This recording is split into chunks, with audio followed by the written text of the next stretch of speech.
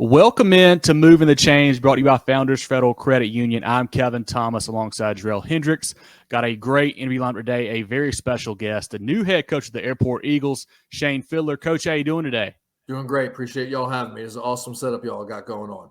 Well, we appreciate your time. So I know you're busy getting settled and everything, but if this is you guys first time tuning in, check us out on Facebook, Twitter, Instagram, etc. at Movin Chains, our website, movinchains.com. That's movinchains.com. Our podcast on Apple, Spotify, Google, and more.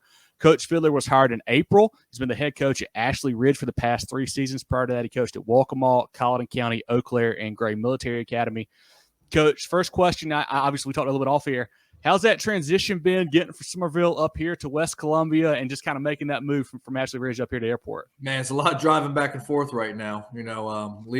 Drop my son off at daycare every morning, hitting 26, coming up to Airport. But real thankful they got me started here at Airport full-time last Tuesday instead of just driving up for practice. So that's been real helpful, getting to know the kids, starting to learn them, starting to learn the lay of the land here at Airport. These facilities are amazing. I mean, last Thursday, it was raining and most everyone around here canceled, but we didn't have to because they have an indoor facility here that's bigger than most people's auxiliary gyms. So we were still able to get some work done. So, the transition's been definitely feel for the kids because this is their third head coach in 3 years. So trying to get them to understand that we're trustworthy here and they can want to be a part of what we're doing here at Airport, how we're going to build the program. But overall, very, very excited about this opportunity at Airport. Leaving a 5A school to come to a 4A, a lot of people don't understand that, but it's a chance to be an athletic director. I went to school at USC, lived in Columbia for 7 years, been going for a decade. Chance to get back to Columbia and a chance to take advantage of all the facilities and resources that Lexington 2 has provided Airport High School. So, Coach, you did mention that you've spent some time in Columbia. Your career's mainly been in South Carolina. But how did you get started in your coaching career, and give the listeners some background info? Yeah, so I was a student at USC. I saw they were starting a club football team. I answered the call and went out there, wanted to be a player. I wasn't good enough compared to some of the other kids that were out there, and they asked if I'd be interested in coaching because I had some good ideas. So got involved that way, did that for 2 years. That was pretty cool. Coaching your peers was different, but you do it how you think your coaches did, but you can't do that with your peers, whatever. Then they started a prep JUCO thing here called Gray Military Academy, which is now Palmetto Prep, and Gray Collegiate kind of sectioned off from this whole deal. So I know the names sound familiar and all that, but they are different entities. Did that for 2 years, got to work with Hunter Spivey and Corey Jenkins and Trey Hurd and Eric Sullivan, all these great guys, great coaches, played big time ball and coached big time ball and everything. And then went to Eau Claire for a year as offensive coordinator and got all grad school finished up, got my teacher's certificate. Heard from an old head one time, if you really want to coach football, you go get your teacher's certificate. That way you always have something to back up on. Getting high school and everything. And then saw an ad for Colleton County, was looking for offense coordinator, all that, applied, went down there, got the job, got there. We took them to the playoffs for the first time in a decade or something and had a great football team for 2 years. The next year we were ranked number 2 or 3 in the state or something. And then we our nose tackle broke his neck at Orangeburg Wilkinson. Our next best player playing Tennessee Tech snapped his leg, and that season kind of went down the tubes a little bit, but that all led to becoming the head coach at Waccamaw. And, took over a program, winning no games, took him to 7 wins, first time ever in the top 10 rankings in the state, and got back to the playoffs and, ran to the Dillon buzzsaw, but we did so many great things at Waccamaw, beating Georgetown, beating Carver's Bay when they were top 10 in the state, 44-0, just doing a lot of really cool things there. And then Ashley Ridge called, and that opportunity presented itself, and went down there, got the job about a week before COVID, shut the world down. So that was different scenario getting that up and going. But, built that program up, I think. It's a great spot for Coach Tate and them to take it to the next level. We had 7 wins last year. We were always either in or right outside the top 10 in the state. Rankins beat West Ashley when they were undefeated. They were number 4 or whatever. And a lot of cool things there. Sent a lot of guys to college over the years at all these schools. Most recently, our biggest one was Christian Garland, who was a Shrine Bowl linebacker at Ashley Ridge, signed with Old Dominion, had offers from a lot of places, but chose Old Dominion because of he just felt at home there and has family in that area, and his parents felt comfortable there, and that led us here to where we are at Airport. Airport's got a lot of history, a lot of great tradition in the 80s and the 90s under Les Evans, and in the 2000s under Kirk Burnett. And, just as recently as 2019, we're a lower state semifinalist. So, I mean, to talk about what Airport has had and what it can be, just from the resources it has and the players I see walking these halls is important. And I think it's a great opportunity and one I couldn't pass up. Coach, I mentioned earlier, you got hired a little bit later in the process there in April. How is that staff shaping up? Have you able to kind of put that together yet, or just still kind of a work in progress here as we roll into? We've been lucky. Quite a few of the coaches that were on staff, we've either separated from them or we kept a good bit of them. We were able to bring a defensive coordinator in, Brandon Studemeyer from Fairfield Central. Was defensive coordinator at Fairfield Central the last few years, and they've done a good job there. I've been impressed with the work he's done. Him and I actually went to grad school together. So we had a previous relationship, and he's actually an Airport alum, so it couldn't have been a better match there to bring him in. And he played college football, Division I, so it was a chance to show the kids, hey, this is what happens when you do right at Airport, and et cetera. And we're kind of opposite personalities. I'm more laid back. I can, get uppity and excited and everything, but he's like full on intensity, benches 430-pound guy. So we kind of bounce each other out when it comes to that. And I call the offense, and then just got an offensive line coach hired, McFarland Murph. He played at Brooklyn Casey. I coached him at Gray Military. He went and did college for a bunch of years. I got him to Waccamaw. He did my offensive line my last year. He's been coaching at a big school up in Virginia the last 3 years. So we got him to come back to South Carolina. So he's going to be doing the OL and teaching here in the school along with Brandon Studemeyer. Bo Bowers on the staff, the strength guy. There's a lot of great guys on the staff that have a lot of experience and can do things. And we're in the process of trying to get a couple more hired. Like you said, it's late. It was late. After I got hired, probably about 2 weeks to get stuff done before practice started. So I tell everybody to cram 4 months of work into 2 weeks. That includes hiring coaches and getting the staff right, because you want to make sure that your staff is not only right schematically, right? That's what everyone thinks, but you also want to make sure you have the right people in the building. I call them kid magnets. I want coaches that kids gravitate towards and they want to play for. I want that. That's the type of people you want coaching for. We had a bunch of those at Ashley Ridge, a bunch of people that those players would run through a wall for. So that's what we're looking to hire here. Still trying to fill 1 or 2 more spots just to make sure we got our staff in the right spot for the 2023 season. Coach, you cut your teeth on the offensive side. Will you continue to call plays there, and kind of will you break down your offensive scheme a little bit? And then what are you looking for to run on defense for this version of the Airport Eagles? Yeah, so I'll continue to call the offense. Like I said, that's how I cut my teeth, and that's just what I've always done. 1 year I didn't do it, the COVID year, and I got just a lot of management that year with temperature checks and everything. Just felt it was best to step away from that for the year just to manage the program. Then got back to it. In fact, last year was the first time Ashley Ridge ever scored 60 twice in the season, so we always hang our hat on that. There's something in every stop we've hung our hat on offensively, so we're hoping to do that again here at Airport. I'm a believer in the tight end, hand on the ground. A lot of people like to play with the H-back, but as soon as that tight end puts his hand on the ground, creates a seventh gap, adds an issue for a defensive coordinator. He's got to start making a decision how they want to defend it. You allow yourself to get some vertical threats and different threats on the outside. But essentially, we're trying to play with the best 5. I know no one say best 11 all the time, but you're always going to play with 11 linemen. You're always going to play with the quarterback. So now you're trying to find your best 5 skill guys from there. How do they fit, and how can you fit what you do based on those guys? What are they good at? What are their strengths? What can your line handle? Everybody wants to run inside zone. Inside zone. Inside zone's a great play.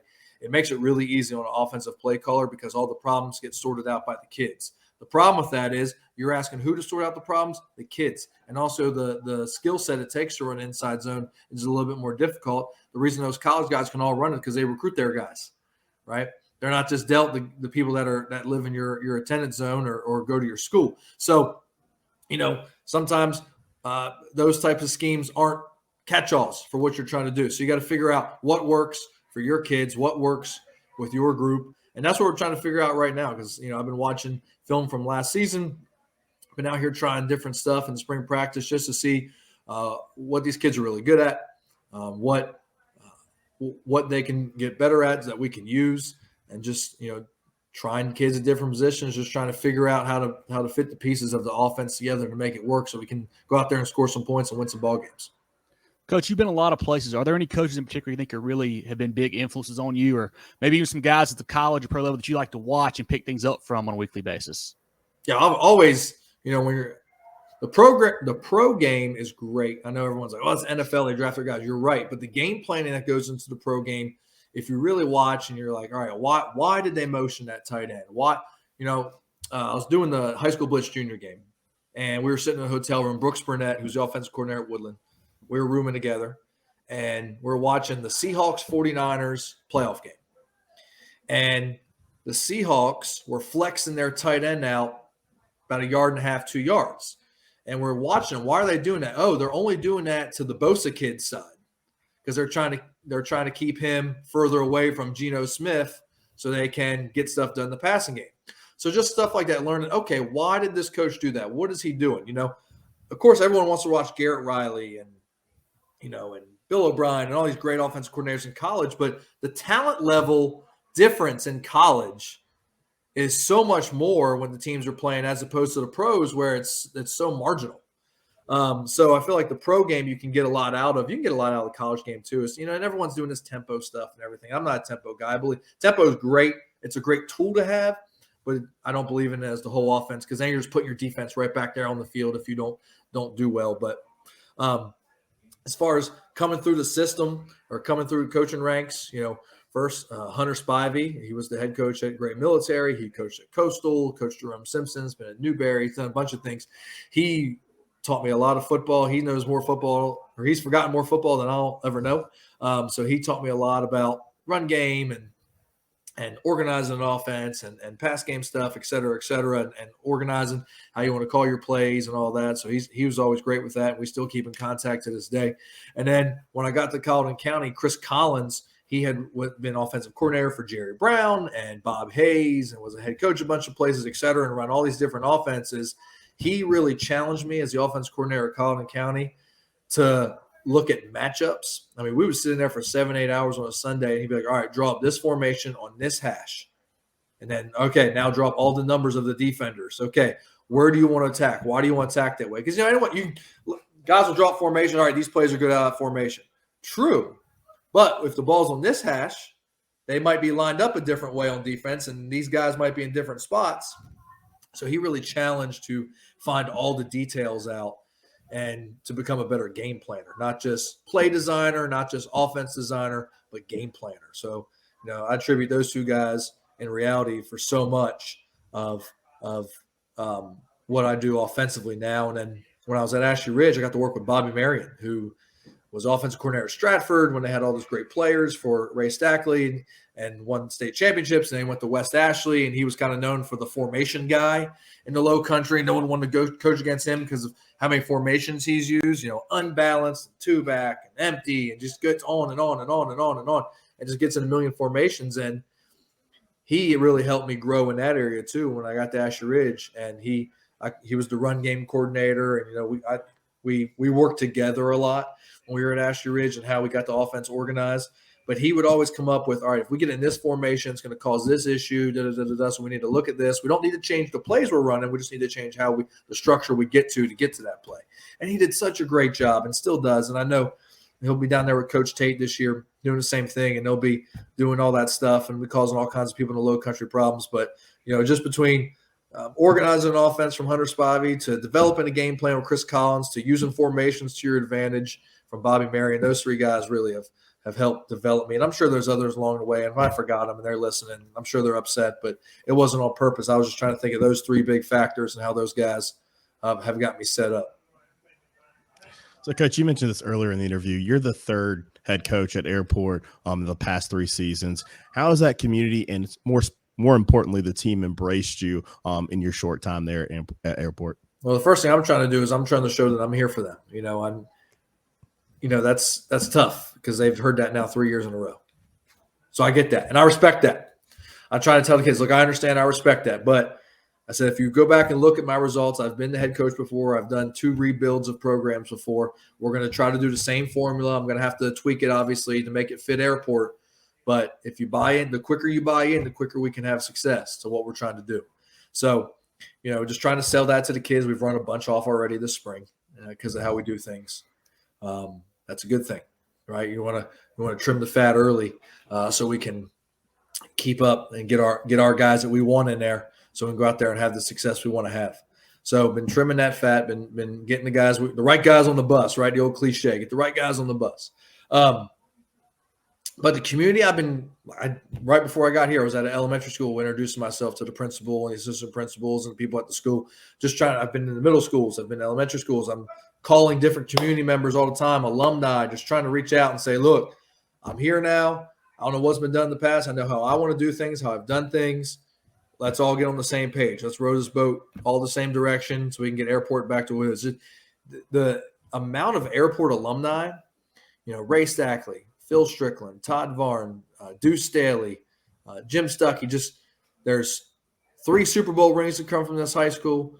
There's multiple NFL guys, Hall of Fame head coaches in our state, college coaches, and countless alumni of football players out there that still believe in the program or own businesses or just want to be a part in some way is amazing. So just reaching out and saying, look, hey, I'm here. I want Airport to be successful. I want to bring the traditions that Airport had back, and make those work for the modern era and make them work for the 2023 kid, the 2024 kid. But while also respecting and embracing the traditions that Airport has had that made Airport what it is and what it has been and what it will be again. Airport has had some really good football teams, some great tradition, like you mentioned, but they really struggled maybe the past 3 years or so. Is there maybe when you came in, one thing you're like, this is what I got to fix first, or was there really just a one thing that really stuck out to you, like this is the main thing we got to work on?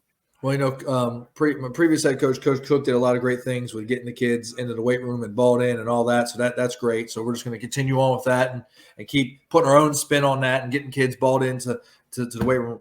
When I did my first team meeting, I did it in the weight room and said, guys, this is where our program is built. That's why we're meeting in here for the first time. And then the kids were like, okay, all right. So we've seen slow improvements in that just over the last few weeks. We're going to continue to fight through that. It's important to have all your kids in weightlifting class, important to make sure they're all buying into that part. Ashley Ridge, BJ Bellish, and Joe Hoffett ran that weight room. Those kids they loved it. When I first got the job there, a week into the job, it was a random Monday. I'm in the weight room just observing, and they're working out so hard on a random Monday in March that a kid throws up in the middle of the floor. That's what I always want to emulate. That's what I hope we can get to here at Airport is it's in the middle of the off season. The kids are working out so hard because they love it so much that they're just putting everything they have out there, even if it's middle of March, because that's where the champions are built, right? In the off season in that weight room and building that program that way. So, just giving these kids stability right now is key. Hey, we're here. My wife and I just bought a house 10 minutes from the school. So stability is here. We want to be here long term. Just relax. We're here. I know, but again, I know you heard that from the previous guys. So understanding and respecting that, but also just trying to prove to them and earn their trust and earn their respect and helping them and us coming together to make Airport football what it needs to be again. Coach, reading your bio as a program builder, I love seeing some of the initiatives you enacted. What were some of the favorite things that you did in previous stops to increase engagement and kind of get that team rolling and build your particular culture at a school? And will you use those same things here at Airport? Yeah, so getting involved in youth football is key. At Ashley Ridge, we started with an 8U, a 10U, and a 12U football team. I'm leaving this year. They're going to have a 6U, 2 8Us, 2 10Us, and 2 12Us. So youth football buildup was so big there. In fact, that showed last year's Ashley Ridge football team had a varsity, 2 JVs, and a B team. We had so many kids out. So getting participation up in football is initiative number one, and there's many ways to do that. Involving yourself in the local youth sports is key. I've already reached out to our local youth directors, just trying to be involved with them, trying to show them, hey, I'm here for you. If I can do anything, let me know. Well, I used to put on free youth coaching clinics for the coaches. We'll bring that back once we get rolling here. I do a free youth camp in the summer for anyone interested. Why am I trying to make money off the kids that are going to be mine down the road, right? Everyone does youth camps as fundraisers. Okay, I can do other things as fundraisers. I can find a sponsor for said youth camp and I can put it on for free so we can start building those connections, building that relationship with the parents and the kids and our coaching staff and our program. And to me, that's key. And another thing we did to connect with the parents that we have is a mom's clinic, and that's been successful 2 stops in a row. Stole the idea from someone and just kind of made it our own. People call in clinic with me about it all the time. Hey, how'd you do this? How'd you do this? How'd you do this? The news has been at it and done their live 5 o'clock show from it. The news has come and followed the women around the whole time and done stories on it and wrote articles, etc. But that's just a great way to connect with the moms. It just, a chance for them to meet and create connections with other parents, other moms and grandmas and aunts and older sisters, etc., and guardians. But that was always great because at the end we do a mom 7-on-7. And if you get on the Swamp Fox football, Ashley Ridge Swamp Fox football Instagram, I usually do a live from it, so you can get on there and watch them do it from last July. But that's always fun because then the dads and the kids get to watch their mom play flag football for 20 minutes or so in a jersey. And we take the moms to their kids' locker and we show them how we put the guardian caps on their head to try to protect them. And we show them, oh, your locker's dirty, this, that, and the other, and they get on the kid. And it just starts to create that connection and trust in the program and build that relationship that is lasting beyond just what you see on Friday night or Thursday night, right? And another thing in program building is, when I was at Waccamaw, Tom Knotts has a beach house in Pauley's. That's where Waccamaw is in Pauley's. So I would, anytime he was in town, just try to pick his brain. I'd go watch Dutch Fork practices when they were deep in the playoffs and we were going. And the one thing that those guys always did and still do to this day, and that's the best high school football coach in the country, right? He still coaches JV and B team football.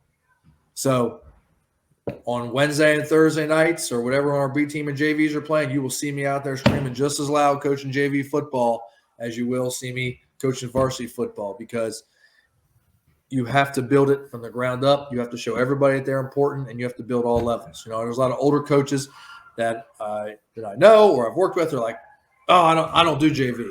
Great, because that's what it takes for us to win long term. We have to be able to do JV. Maybe in the 80s there were 50 coaches on staff, and you didn't have to do all that. There weren't as many high schools, so there were more coaches and less schools. And now there's more schools, so the coaches are spread out. There's everyone's doing varsity now, and it's just to me creating that connection. And I like to be with the quarterback because he's going to be the future varsity quarterback, so it helps create that. What do you like? How do you react to adversity? Let's get on the same page now when you're in 8th, 9th grade, 10th grade, than before you're 11th, 12th grade, and the lights are on and the standings go in the newspaper and are on the Friday night news. Well, Coach, I know you're just getting settled in, but have you had a chance to watch much film for last year? Or even see you guys at practice yet? What type of team do you guys have coming back for next year? Any special guys we should really look out for? Yeah, well, my door's been getting beat down here. Dylan Barbary, offensive tackle, he's got a few offers over the last week, and my phone has been blowing up because of him. He's 6'6", 280 something, and ran a 5 flat at those Palmetto Combines, which, by the way, those Palmetto Combines, if you haven't had a chance to go to one of those or research them, if a high school football coach in our state is not getting your players involved in that, you're doing your kids a disservice. JP Gunter from Catapult Exos, who is one of the biggest recruiting liaisons in the Southeast, what they do for our players is amazing. I'm really thankful for them. It helped Christian Garland get the scholarship offers he got and raise the level he did as a Shrine Bowl player and now FBS football player. It's now helping Dylan, and it's helped other players I've coached. Nick Jefferson, who's going to be a senior at Ashley Ridge, he got 2 offers to boom in a week after that combine because he ran a 4.45 on the laser. So, Neil Smith runs that, and JP Gunter helps him, the guy from Catapult. So if you ever need to, you should interview those guys, because what they're doing for high school football is just as important, if not more important, than all these coaches that we interview and talk about. But yeah, Dylan Barbary, huge offensive tackle. He's gotten a lot of college interest coming through. God bless the rising 9th grade group coming from the local middle schools. I am very impressed with them. They're bigger and stronger and faster than the 8th graders I had coming up from Ashley Ridge. So excited about that group. Got a battle at quarterback right now. Feel good about the linebackers. We're still young in a lot of places, inexperienced at receiver and in the secondary, but there's talent there. There's chances to be good. We won't be very deep early, obviously, because we got to build that depth by getting the kids and the community to trust us and sending their kids us to play football.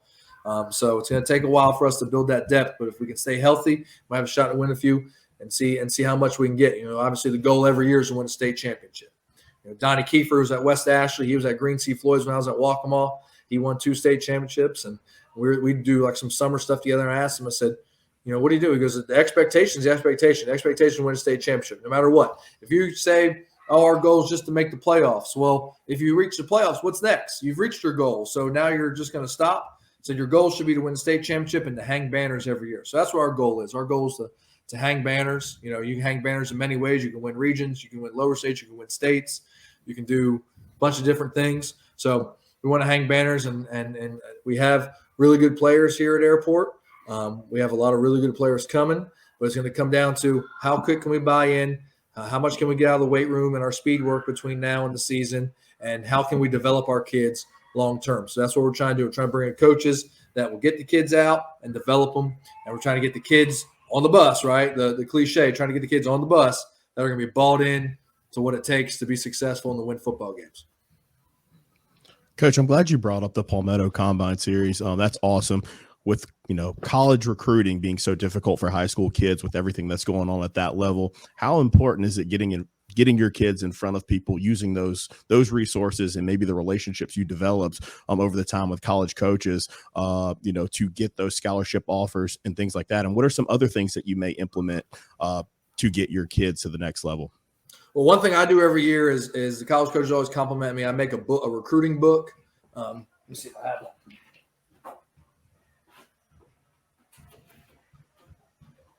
Right here, I make a recruiting book. It's got all the kids' information. So when college coaches come by, any kid that's interested in playing college football in our program get that information is given to the college coach right here. You see how thick it is? So, it's got transcripts and personal information and pictures and everything that the college coach needs to make a judgment on a kid. So we find that to be very unique about how we promote our kids in our program, the programs I've been a part of and have been in charge of these last this will be year 7 as a head coach. So I find that to be gives us a little edge, making sure our kids are promoted. But I've been lucky enough to develop relationships with college coaches over the last few years. Something to help with that was in 2019, I was named American Football Coaches Association 35 under 35 and got to go to San Antonio. And at my table was Villanova, Baylor, Penn State, me, Texas A&M. I was way out of my league, but just being able to develop relationships with those guys and then those connections grow into other connections, et cetera. So that's gotten some people here at Airport that might typically not come. Like last week we had a college coach come and showed him around and showed him some kids. And he goes, someone on my staff trusts you enough to believe your word. And you told me to come out and look at this kid. And you were right. So obviously you've shown that you're a trustworthy coach with your opinion and we value that, et cetera. So that's been helpful. But those Palmetto Combines, man, what's great about them is JP Gunner, who used to coach at Citadel and I want to say East Carolina, some other places, Gardner Webb, whatever. He is so trusted by all these college coaches that purchase his product, right? All these parents and stuff buy that NCSA and buy these recruiting services. Those send out mass emails. Those are most likely getting deleted by these college coaches. Waste of money. Don't do it. Don't ever pay for a recruiting service, right? However, these if your high school coach isn't utilizing Catapult, Exos, or National Preps, those services, right? Jeff Mullen with National Preps, JP Gunner with Catapult Exos. Those services are purchased by the college. You're more likely to read something that you purchase as opposed to something that was just randomly sent to you, right? So those guys, especially JP at those Palmetto Combines, gets that verified data. He's the one doing the heights and weights. He's the one doing the wingspan. They got those Catapult devices. We had a bunch of them in Ashley Ridge. We're in the process of getting them here at Airport. That GPS data the kids, miles per hour and energy used at practice and bursts and all these things. And you can share that with the college coaches. But they do that at the Palmetto Combines, which JP gathers that data and then is able to publish it. And because he's so trustworthy and people know that what he gives them is legit, the opportunities for South Carolina kids is endless. And it comes down to Neil Smith dreamt the idea with the South Carolina Football Coaches Association.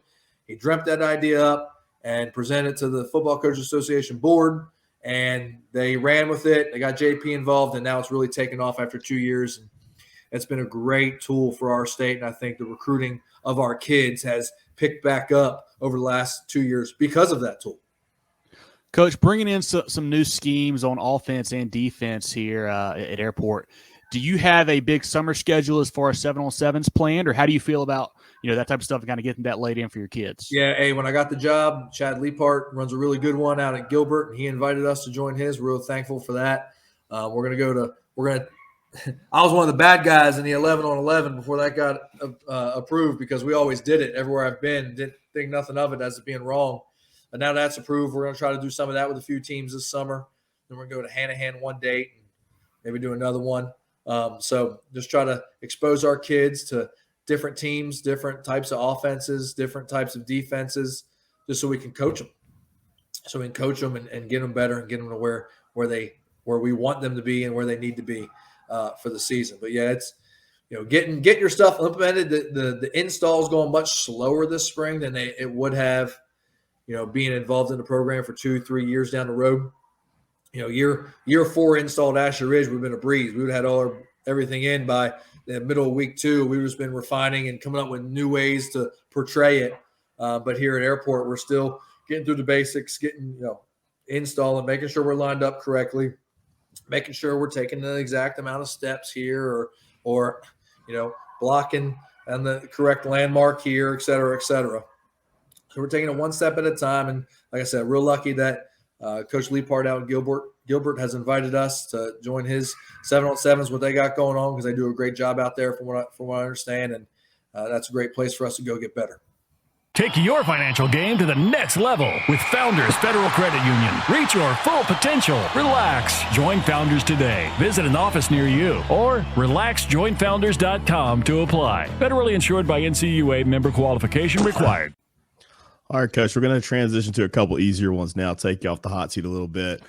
We know you just moved back to the Columbia area, but this is a staple question for Moving the Chains. Got to ask you, what are some of your favorite restaurants in that area? We spend a lot of time in the Midlands, at least 3 or 4 trips a year, so you got to hit us up with some restaurants when we make the trip. Well, you're in West Columbia. It's either Zestos or Rush's off the jump, right? You got to go to one of those. When I was a student at USC, Palmetto Pig was real good down there. Loved that. Bernie's Chicken was awesome. Let's see. Max on Main's real good. Used to be a cash-only spot. I imagine after COVID that probably changed. But I've been going for a decade, so I gotta go back to these places and try them back out. Let's see. I know there's a home team now in 5 Points, so I'm looking forward to going down there. We had a home team down in Charleston, so looking to get down there. But West Columbia, man, Zestos is number one. That's king. All right. That's if hopefully you're coming to an Airport game this year. And before the game, you got to get yourself some Zestos and head on over. Yeah, I'm embarrassed to admit, never been to Zestos. I've been to Rush's a good bit, but I've never been to Zestos. Come on, Jerel. Zestos is good, Coach. That's a good call. That's a good call. You mentioned earlier you went to school at South Carolina, so I'm assuming you're probably following the Gamecocks a little bit. But what do you think about Coach Beamer's tenure so far, and how do you feel like the program's kind of going here heading into the 2023 season? I'll tell you what, he's a great program builder. And, high school coaches, we're real pleased with him. I know that because when he got the job, the first thing he did was reach out. He literally called every high school head coach in the state. Said, "Hey, I'm here. Boom. This is what we're doing now. We're here. I know you're an alumni. Have our back. Great, absolutely." Then he's also done a great job of reaching out throughout the season. Saying, "Hey, nice win last night. Hey, good luck tonight in the playoff game against Cane Bay. Whatever." He's, I know he's doing that for a lot of high school head coaches all across the state. So that stuff's important. He's getting out there, going to the schools, visiting the schools, seeing people. And obviously it's working if you look at the recruiting rankings and see what he's doing in state. The Clemson guys have been dominating the state as long as I've been a head coach because the previous staff in South Carolina versus the Dabo staff, they would come by, they'd have a notebook, they'd know who your kids are, they'd ask questions, they'd stay with you for 20, 30, 45 minutes, an hour, or whatever, and just talk to you. Right? They would They were smart enough to write your kid's and wife's name down so they could, before they walked in, be like, oh, his wife's name's Emily and his kid's Wynn. Hey, how's Emily and Wynn doing? Oh, they're great. Thanks for asking. I mean, I doubt they remember that off the top of their head, but they did a great job of trying to build relationships. Well, now South Carolina's doing that too. So it's a battle. And obviously, as a South Carolina alumni, it's great seeing them back on top. But either way, as long as our kids are getting great opportunities, and we want our kids, I don't care if they go to Clemson, if they go to South Carolina, if they go to Notre Dame, I don't care, Penn State, Coastal, NC's, I don't care, as long as it's the right opportunity for them. Obviously, if they go to South Carolina, that's just a bonus because I went to school there. But if they're going to where they want to go, where their family feels comfortable, they're going to have the best opportunity to graduate and to play football and to have a great experience. That's what we want for them, no matter where that is. Every school is welcome here at Airport to recruit our kids. But, like I said, you talk about Coach Beamer and what they're doing. Obviously, they're doing a great job. I don't have to tell you. I think you just look at the results of what they're doing, how they're building that program. But that schedule never gets easier for them, does it? Not at all. Coach, I got to ask you one more time. You told us off air that you're originally from Pennsylvania. What's kept you down in the Palmetto State for over a decade now? Oh, more than that, about half my life. So I'm 36 now. Went to school at South Carolina. So I think it's real easy. There's no snow. When I was looking at schools, whatever, I ended up settling on going to South Carolina. I had some friends there already, and so that was great. But when I was a kid, we vacationed in South Carolina just like every northern person does, it seems like, or they know someone who does, or if they don't already. But just while I was at South Carolina, built relationships, got involved in working here, just loved it. No intentionally. The only thing that hasn't changed is my cell phone number, because I don't want to tell 300 people that my cell phone number changed. So people are like, oh, it's 717 number. It is, but understand that if I could just change it to 803, I would, if it just automatically changed in your phone. But I don't have to text 100 people, it's my new number, Then they still call your old number because they don't save it on the spot. You guys know what I mean. But, just bought another house down here. We just bought one like I said, a couple minutes from airport. So we're wife and I are we're just ecstatic. We love South Carolina. We've been close to the beach now for 10 years. So we won't be close to the beach. We'll be close to the lake now. I know my son's excited because he loves going to Adventure right there in the Children's Museum in the Vista. So he's all excited. Eddie, was on that show Blippi once. So now he's all about it. If you got young kids, you guys know what I'm talking about. So, but we're excited. We're happy. We're happy to be in Columbia. First time back here in over a decade. My wife's never lived here. We met at Colleton County. So we've been together 9 years. So just it's just love being in South Carolina. I love it. The food's better. The people are great. The weather is 100 times better. I remember shoveling. I remember my dad waking me up at like 5 in the morning. Hey, we need to shovel this sidewalk because kids got to get to the bus stop because school wasn't canceled. Down here, if that was that much snow, it'd be done for a week, right? So, that's right. Just glad not to deal with that stuff anymore. More importantly, just the people are awesome down here, and just it's home. Last one, Coach. What are some goals for the 2023 campaign for the Airport Eagles?